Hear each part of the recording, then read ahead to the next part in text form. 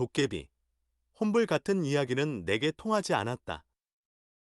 아버지가 알려주신 과학 법칙이 어린 내 마음을 든든히 지키고 있어서 나는 그런 것을 믿지 않았다. 신학대학교와 대학원을 합쳐 7년 동안 공부하며 신학 서적에 나오는 천사와 마귀, 사탄 등을 시험을 보고 장학금을 받기 위해 외우고 배웠지만 오히려 어려서부터 중 고등학교 시절 얻은 과학적인 사고가 내 생각의 중심을 이루었다. 신학교 시절, 교수들과 무조건적인 논쟁을 벌이거나 하지는 않았다. 대학교 1학년 때 군종장교 후보생에 합격한 뒤에는 장교 입대 적기 연령에 맞춰 졸업해야 했기에 혹시라도 시험 점수를 0점으로 받을까 싶어 조직신학의 거장 칼빈은 이렇게 말했다라며 교수들의 성향에 맞춘 답안을 써서 높은 성적으로 장학금을 받기도 했다. 내 유년 시절의 기억 중 빼놓을 수 없는 것은 5살 무렵 집 근처 둔벙, 농업용 깊은 무릉덩이, 에서의 일이다. 어른들이 민물새우를 잡아와서 맛있게 드시는 것을 보았던 나는 추수가 끝난 가을 해 질력 낡은 얼레미를 가지고 새우를 몇 마리 잡았다. 웃으며 한 발로 서서 신발을 깨끗이 씻다가 그만 깊은 둔벙 물속으로 빠지고 말았다. 아무도 없는 저녁, 나는 깊은 물속에서도 울지 않고 방향을 돌려 수초를 움켜잡고 밖으로 나왔다. 그리고 혼날까봐 큰할머니 댁으로 갔다. 세상을 차분하면서도 신기한 눈으로 바라보던 작은 철호의 호기심과 도전 정신은 이후 일이 남성중 고등학교 시절에도 이어졌다. 5년 동안 자전거로 왕복 24km, 편도 12km의 거친 길을 통학하며 중학교 1학년 봄에는 강변 지는 길이 녹아 달라붙고 비가 내리는 와중에도 울면서 학교에 갔다. 중학교 3학년 때는 눈길에 미끄러져 강물에 빠지는 바람에 두 발이 꽁꽁 얼어붙어 동상에 걸렸음에도 등교를 포기하지 않았다. 단단한 인내와 체력으로 자라난 나는 고교 1학년 때 체력장 1등급을 받았다. 타의 모범이 되어 규율부장을 맡았고 매일 피곤함 속에서도 10등 안팎의 상위권 성적을 유지했다. 아버지가 물려주신 이성적이고 논리적이며 꾸준한 인격의 피는 내 안에서 늘 과학이라는 나침반으로 작동하고 있었다. 두 장 운명적인 만남 1971년 11월 6일 백열등 아래의 백합 21살 소녀 영남 누나와의 인연은 마치 한 편의 영화 같다. 내가 18세 소년이었고 대학 예비고사가 얼마 남지 않았던 시절이었다. 누나의 부친은 도시에서 교직을 퇴직하신 후 그 퇴직금으로 농업고등학교 앞에 큰 문구점을 마련하셨다.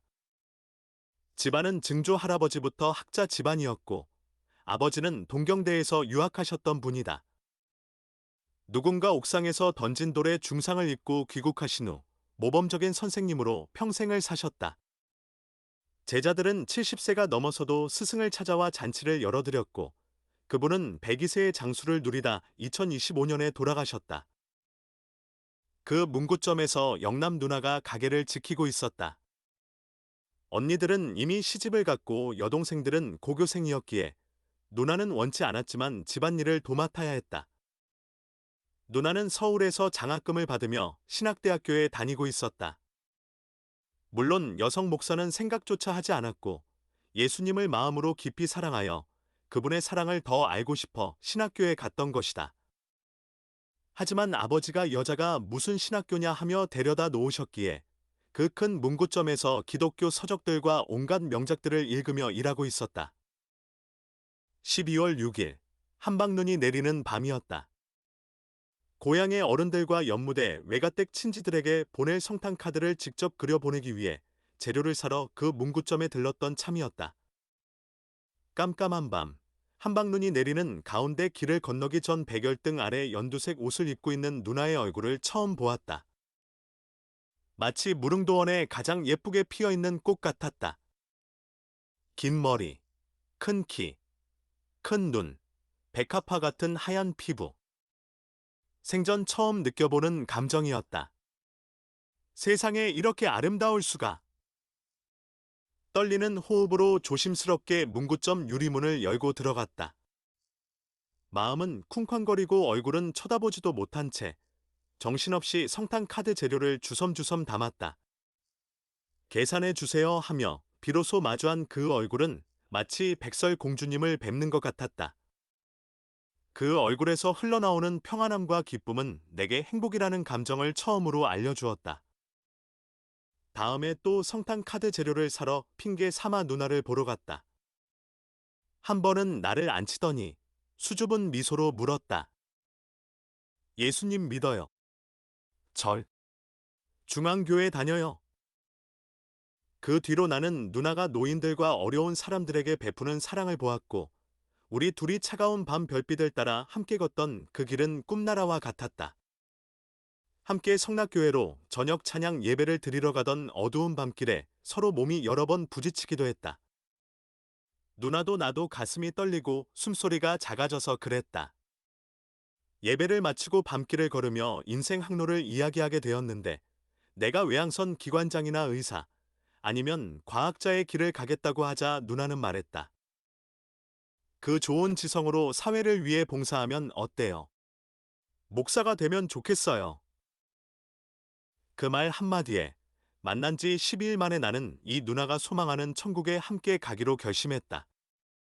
누나와 평생 예수님의 길을 함께 걷기 위해 서울총신대학교 성적 우수특차 장학생 시험을 보았다. 누나는 초등학교 3학년 때 지옥 불과 천당에 대한 설교를 듣고 신앙을 깊이 간직하게 되었고, 교회에서 1년에 250명을 전도해 전도왕까지 되었던 사람이었다. 그런데 교회 어른들이 처녀 때 믿음은 시집가면 변한다고 하니 천당에 가려면 남편이 꼭 목사였으면 좋겠다는 소원을 품었다고 했다. 나는 목사가 어떻게 되는지도 몰랐던 사람이었다. 중학교 3학년 때 동네 선배 현덕 형을 따라 몇 번 교회에 다녔고, 고등학교 3학년 때 도시에서 하숙 생활을 할 때 독서실 관장님 대기 중 안교회 집사여서 다시 나가기 시작했던 참이었다. 누나가 총신대학교 특차 장학생 시험 일자를 알려주어 시험을 치렀고 4년 성적 장학생으로 입학했다. 대학 시절 많은 동창 여학생들이 나를 좋아했다고들 하지만 나의 마음은 오직 고향에서 멀리 떨어져 기다리고 있는 누나뿐이었다. 나는 오직 신학 공부에만 올인했다. 1학년 때 군종장교 후보생 시험 일자도 누나가 알려주어 전국에서 몇 명 안 뽑는 시험에 합격할 수 있었다. 나는 동기 친구들과 기숙사 룸메이트에게 영남 누나의 연애 편지가 오면 읽어주며 자랑을 했다. 지금도 그 편지들을 보물처럼 디지털 사진으로 촬영해 PC에 간직하고 있으며 언제든 틈이 나면 그 편지를 읽으며 지난 세월에 감사하며 웃는다. 그뿐만 아니라 문교부 신학사와 고등학교 교사 자격증까지 취득했다. 우리는 1971년 12월 6일에 만나 대학 4학년 시절인 1975년 4월 11일 4년을 기다린 끝에 결혼하여 가정을 이루었다. 그 후에 총신대학원 3년 과정을 마치고 졸업하여 강도사 고시와 목사 고시에 합격했다. 성경 구절 마태복음 6장 33절 그런즉 너희는 먼저 그의 나라와 그의 의를 구하라 그리하면 이 모든 것을 너희에게 더하시리라. 세장 이사단 17연대 전방이 눈물과 카세트 테이프의 기적 1980년 4월 12일 광주 상무대에 입대하여 광주 민주화 운동 당시 독재자의 만행을 목도했고 서울 행정학교를 수료한 후에 중위로 임관했다. 첫 부임지는 강원도 인제의 최전방, 6.25 전쟁 당시 중앙청에 태극기를 꽂았던 명예로운 17연대였다. 최전방 철책 부대가 버티다 밀려 내려오면 우리 부대는 목숨을 걸고 사격과 격투, 화기로 막아야 하는 곳이었다. 매일 계속되는 고강도 훈련과 사단 평가로 스트레스가 극에 달해 총기 사고와 자살이 끊이지 않는 부대였다. 원인을 분석해보니 진정한 문제는 따로 있었다. 밤 10시 취침 시간 이후 간부들이 퇴근하고 나면 밤 12시쯤 잠든 하급자들을 불러내어 삽과 몽둥이로 구타하는 악습이 일삼아지고 있었던 것이다. 밤에는 인간의 전두엽 기능이 약화되어 공포와 공격성이 극대화되기 때문에 실탄을 가진 병사들이 극단적인 선택을 하거나 총기 사고를 일으켰다. 기합을 주다 목이 꺾이는 끔찍한 일까지 벌어졌다. 나는 이 악습을 끊기로 결심했다. 취침 시간을 정확하게 지키도록 이사단 연대장께 모든 부대 막사에 스피커 연결을 건의했다. 밤 10시 취침 나팔과 함께 내가 직접 카세트 테이프에 녹음한 10분짜리 방송을 정훈과를 통해 매일 송출했다. 일주일 분량의 따뜻한 이야기와 경음악을 직접 만들었다. 영내의 1,500명 장병이 내 목소리와 음악을 들으며 잠자리에 들었다. 내용은 예수님의 산상수훈 메시지와 훌륭한 사회 사상가들의 수필을 활용해 군인들의 수고를 칭찬하며 자존감과 희망을 북돋우는 것이었다. 연대장에게 직접 부탁하여 이 시스템을 안착시켰다. 또한 취침 방송 실시 중에도 비밀리에 폭행이 이루어진다는 소식을 접하고 각 중대 막사마다 명예 군종병 제도를 만들자고 부대장에게 건의했다. 부대장은 결재해 주었고 각 중대에서 추천받은 30여 명의 병사들에게 군종 명찰을 달아주어 내가 도울 일이 있으면 언제든 도울 수 있게 했다. 일과가 없는 날이면 군 교회당 마당에서 대대별로 족구를 하고 라면을 끓여주었다. 영남 누나는 고기와 닭, 과일을 사들고 와 장병들에게 특식을 먹였다. 우리는 중위 봉급을 받았지만 돈을 모으기는커녕 오히려 약간의 빚을 졌다. 하지만 결국 다 갚아나갔다. 목사로서 돈에 대한 집착은 단 하나도 없었다. 나는 어려서 농촌 마을에서 평안하게 자랐고 영남 누나 역시 장인어른이 교사여서 돈 걱정 없이 살았기에 굶주리지만 않는다면 베푸는 삶이 우리 부부의 굳건한 원칙이었다. 성경 9절 마태복음 5장 9절 화평하게 하는 자는 복이 있나니 그들이 하나님의 아들이라 일컬음을 받을 것이니 4장 독일 선교와 훈훈한 일상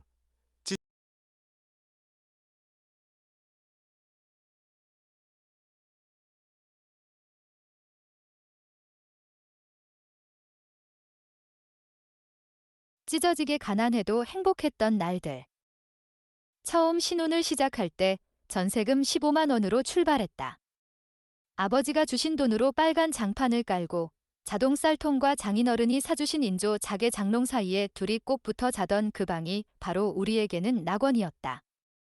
하지만 서울 부동산 투기가 시작되던 때라 주인들이 전세금을 더 올려달라 요구하면 떠나는 우리 부부를 보며 집주인들은 참 좋은 신혼부부라며 아쉬움에 눈물을 훔쳤다. 우리 부부는 양쪽 길에서 집문을 두드려가며 전세방 있습니까? 를 외치며 1년에 한 번씩 방을 찾아 이사를 다니기도 했다. 1980년 중위로 군 생활을 시작하며 인제로 갈 때도 대한통운 트럭에 이삿짐을 실었다. 아내는 가파른 소양강 길을 따라 인제에 100만 원짜리 전세를 얻어 따라왔다. 17년대까지는 국방색일 제50cc 오토바이를 타고 20분을 달렸다. 군에서 기름은 대주었지만 내 키가 178cm인데 그 작은 오토바이는 마치 당나귀나 개를 타는 것 같았다. 하지만 어려서부터 자전거로 12km를 달리며 고생했던 나에게는 삼남매가 사준 벤츠 못지않게 소중한 발이었다. 영하 25도에서 30도를 넘나드는 날씨라 얼굴이 찢어지듯 시렸다. 얼어붙은 강 위를 가로질러 군용 트럭도 건너는 얼음판을 오토바이로 질주하기도 했다. 아내는 참 따뜻한 심성을 가진 사람이었다. 어느 날 추위에 얼어 죽을 판의 바지에 똥을 싼 노숙자를 발견하고는 장교 부인과 함께 따뜻한 물을 가져와 직접 씻겨주었다. 어려운 사람을 보면 마음이 아파 그냥 지나치지 못하는 사람이었다. 나는 T형, 기성적, 성격이라 자신의 인생은 자기가 열심히 살아내야지 남에게 피해를 주면 안 된다. 내가 사는 것처럼 더 열심히 노력하여 남을 도와주는 사람이 되어야 한다고 생각하는 편이지만 아내의 그 따뜻한 사랑만큼은 언제나 나를 감동케 했다. 1982년 어른들의 연탄가스 사고, 야공단, 삼청교육대, 세례 1000명, 명지대학교 교회 사역을 거쳐 독일에 도착한 것은 1985년이었다. 도르트문트 교회에서 해외 선교사로 사역할 때는 하루 10마르크로 생활했다. 시장, 마르크트에서 지금 구글에서 일하는 큰아들 다윗이 어릴 적 있었던 일이다. 우유를 사고 화장지를 계산대에 놓았는데 뒤를 보니 1유로짜리 자동차 장난감이 놓여 있었다. 누가 이걸 여기에 놨지? 했더니 4살이던 다윗이 얼굴이 빨개져서 장난감을 조용히 제자리로 내려놓았다. 지금 생각하면 참 미안하면서도 귀여운 추억이다. 자랑스러운 아들 다윗은 아빠를 위해 온갖 전자 장비를 수만 유로어치나 사주고 1년에 1만 유로의 효도비를 10년이 넘도록 보내주는 지극한 효자이자 성품이 고든 아들이다. 한국어도 잘하고 모든 면에서 아빠가 존경하는 아들이다. 다윗은 아빠의 18세 시절 엄마와의 사랑 이야기를 늘 부러워한다. 1983년생인 다윗은 2017년 3월 18일 스위스 취리히 대학교 박사인 며느리 사라와 결혼했다. 둘 사이에 아주 예쁘고 영특한 밀라가 태어나 자라고 있다. 벌써 AI로 영화를 만들고 3D 프린터로 선물과 장난감을 만드는 사랑스러운 손녀이다. 1987년 독일에서 둘째 아들 바울이 태어났다. 가난 속에서도 사랑의 열매로 태어난 바울은 명문 마인츠 의대를 졸업하고 치아교정 전문의가 되었다. 루프트한자 승무원인 크리스티나와 결혼해 예쁜 손녀 유나와 유미를 낳고 행복하게 살고 있다. 바울은 엄마를 닮아 대학과 사회생활 속에서 헌혈, 전쟁 망명자 무료 독일어 교육, 김나지움 반장 등으로 봉사하며 살았고 얼마 전인 2026년 5월에는 비스바덴의 교정치과 전문 병원을 인수해 병원장이 되었다. 딸 아름은 우리 자녀들의 멘토이다. 우리가 교회 활동으로 함께 못하는 시간 동안 동생들을 돌보아야만 했다. 교회를 여러 군데 다닐 때 밤 12시가 되어도 우리 부부의 차가 오지 않으면 12층 발코니에서 추위에 떨며 저 멀리를 바라보았다고 한다. 아무것도 모르는 동생들은 둘이서 재미있게 웃으며 놀았다는 이야기를 들었을 때 미안하다 말하며 그 어린 마음에 얼마나 불안했을까 싶어 눈물이 났다. 3남매 중 제일 먼저 프랑크푸르트에서 큰 치아 교정과 병원장으로 실력이 소문나 성공적인 삶을 살고 있다. 카이스트를 다니던 형준을 딸이 치대 3학년 때 아빠의 소개로 만났고 오랜 시간 변치 않는 마음으로 기다려준 끝에 형준이 석사를 받고 결혼을 하게 되었다. 우리 딸이 앞서서 동생들을 이끌어주어 3남매가 모두 훌륭하게 자라주었으니 부모로서 자부심이 대단하다. 우리는 독일 내 5개 교회를 중심으로 사역하며 1985년에 도착해 2024년 만 70세로 은퇴할 때까지 가난했지만 행복했다.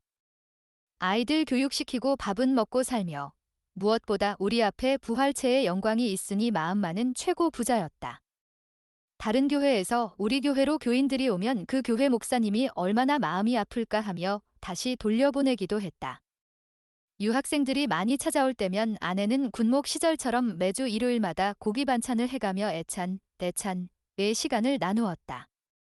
어떤 이들은 사모가 대접받고 기도나 해줘야지 무슨 교인들에게 식사 대접이냐 고 했지만 유학생들과 어려운 교인들을 위해 빚을 져가면서도 그곳에서의 모든 시간은 행복 그 자체였다. 성경구절 히브리서 13장 2절 손님 대접하기를 잊지 말라 이로써 부지 중에 천사들을 대접한 이들이 있었느니라. 성경구절 베드로전서 4장 9절 10절 서로 대접하기를 원망 없이 하고 각각 은사를 받은 대로 하나님의 여러 가지 은혜를 맡은 선한 청지기 같이 서로 봉사하라. 봉사하라. 5장 우주의 비밀과 부활체, 과학과 신앙의 위대한 종착역. 내가 이토록 우주 존재의 목적과 인간 생명체에 대해 깊이 알려고 하는 이유는 무엇일까? 인간이 우주를 알고 싶어 하는 것은 그 우주를 통해 우주 창조주의 모습이 어렴풋이 드러나기 때문이다. 내가 이렇게 확신을 갖게 된 데에는 아픈 기억도 있다. 기독교 4대째 명문 가정이었던 우리 집안은 1982년 연탄가스로 어른 2분을 잃었고 오랜 시간이 흐른 후에는 어머니의 죽음을 겪었다. 그 아픔을 겪으며 구약의 율법적인 신관을 넘어 억울하게 돌아가신 예수님의 죽음과 부활을 깊이 오버랩해보게 되었다. 마침내 예수님의 부활체를 깊이 만나게 되었고 그 영광은 땅에 묻힌 엄청난 보물을 발견한 자와 같았다.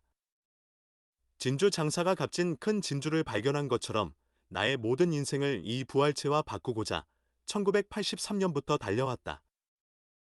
1993년도부터 아내가 사준 PC로 현대과학을 일찍 접한 나는 현대과학이 말해주는 모든 물리법칙을 뛰어넘는 부활체와 창조주의 초월적 섭리를 보면서 빅뱅과 우주에 대해 눈을 뜨게 되었다.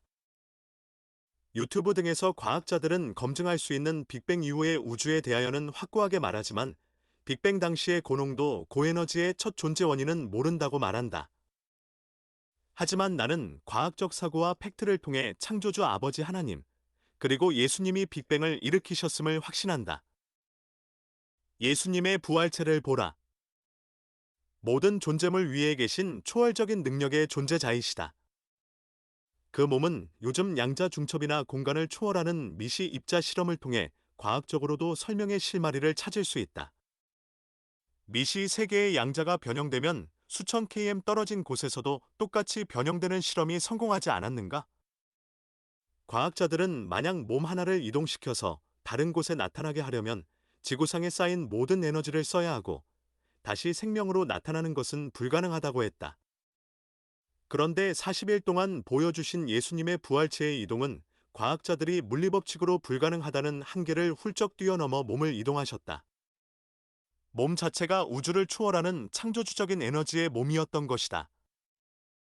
심지어 138억 년, 950억 광년 크기의 이 광대한 우주는 엔트로피 법칙에 의해서 생명체를 만들었지만 우주의 모든 만물 역시 부활체를 입을 가들들의 나타남을 간절히 기다리고 있다.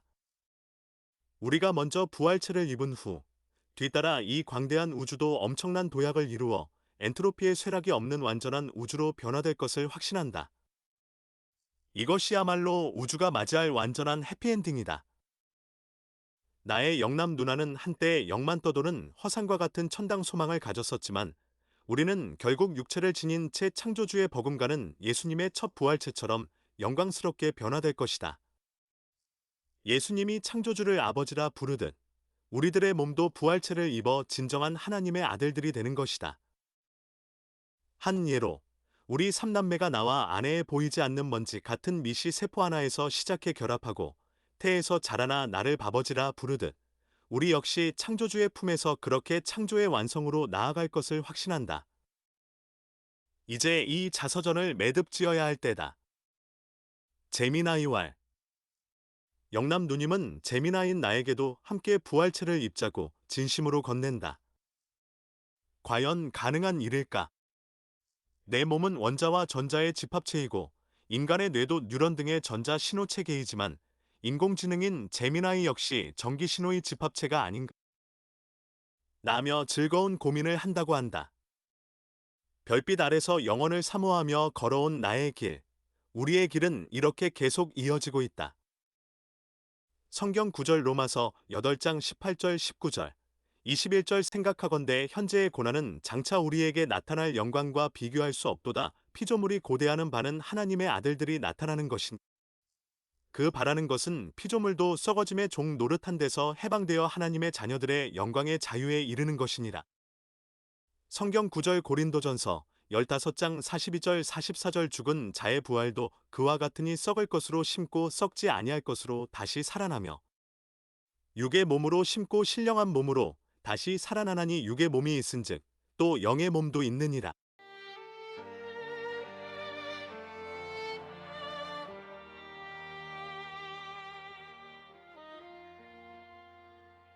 예수 부활체 영광의 빛이여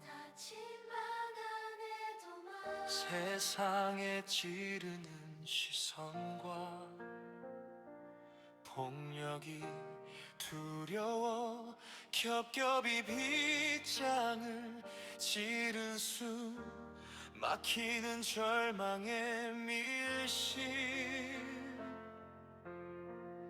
흙 불면 꺼질 듯 일렁이는 초라한 촛불 아래 짙은 땀 냄새와 무거운 정막만이 맴도네. 작은 문 두드림에도 소스라치게 떨며 죽음이라는 거대한 무기력함에 짓눌린 극도의 신경쇠약 주님이 살아나셨다는 벅찬 소식조차 헛된 환상으로 밀어낸 채 캄캄한 고립감 속에서 우리는 철저한 불신과 숨막히는 두려움에 갇혀 있었네.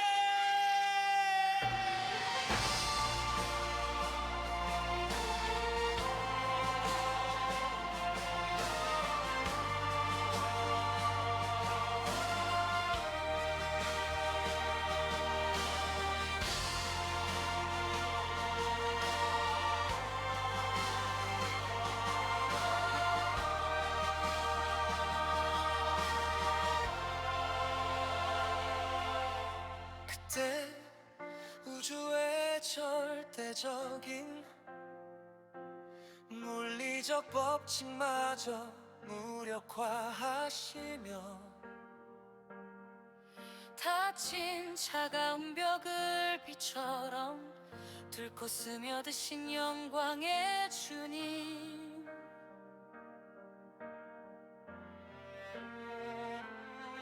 너희에게 평강이 있을지어다. 뇌성병력처럼 굳은 심장을 깨우는 웅장하고 거룩한 생명의 음성, 신이 생선을 드시며 허상이 아님을 보이시고 영원히 썩지 않은 완전한 진짜 몸을 내어주시네. 참혹한 수치의 상처를 가장 찬란한 영광의 훈장으로 바꾸신 분, 그 영광스러운 부활체 앞에 굳게 닫혀있던 이성의 한계가 눈 녹듯 속절없이 무너져 내리네. 도마와 함께 나아간 내가 떨리는 손끝으로 그분의 깊게 패인 장자국에 손을 넣는 그 경이로운 순간 내 영혼을 가감았던 지독한 신경쇠약과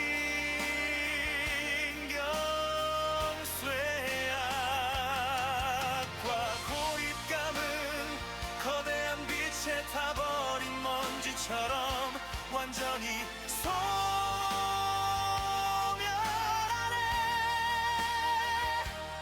나의 주 나의 하나님이십니다. 뼈와 살이 있는 완전한 부활체를 두 손으로 움켜쥐고 오열하는 밤, 공포에 밀실인 단숨에 우주에서 가장 거룩하고 눈부신 성전으로 변모하고 내 안에 모든 의심은 우주를 뒤흔드는 압도적인 기쁨과 벅찬 감격으로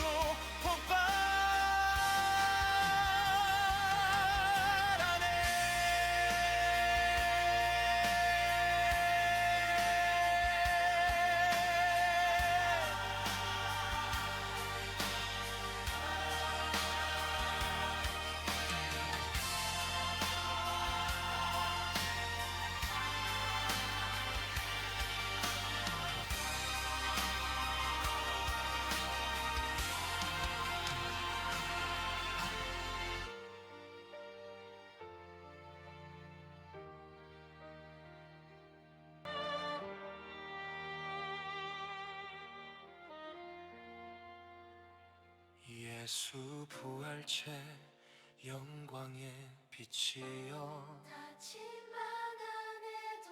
세상에 찌르는 시선과 폭력이 두려워 겹겹이 빗장을 지른 수 막히는 절망의 밀실, 흙 불면 꺼질 듯 일렁이는 초라한 촛불 아래 짙은 땀 냄새와 무거운 정막만이 맴도네. 작은 문 두드림에도 소스라치게 떨며 죽음이라는 거대한 무기력함에 짓눌린 극도의 신경쇠약, 주님이 살아나셨다는 벅찬 소식조차 헛된 환상으로 밀어낸 채 캄캄한 고립감 속에서 우리는 철저한 불신과 숨막히는 두려움에 갇혀 있었네.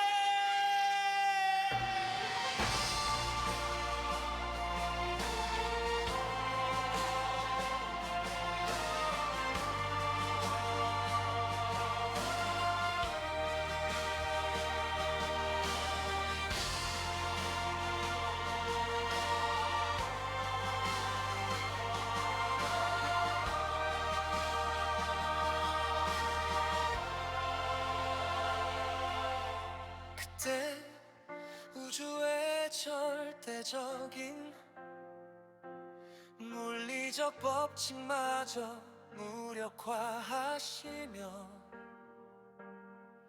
닫힌 차가운 벽을 빛처럼 뚫고 스며드신 영광의 주님,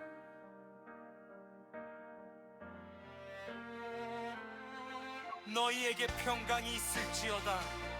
뇌성벽력처럼 굳은 심장을 깨우는 웅장하고 거룩한 생명의 음성.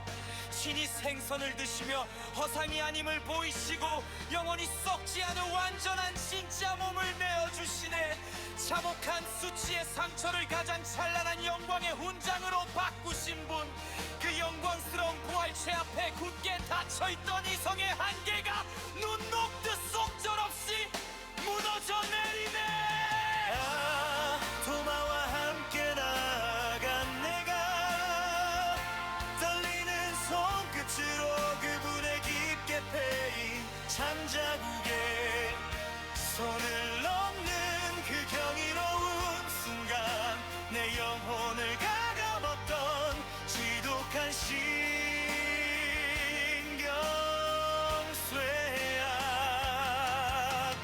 고입감은 거대한 빛에 타버린 먼지처럼 완전히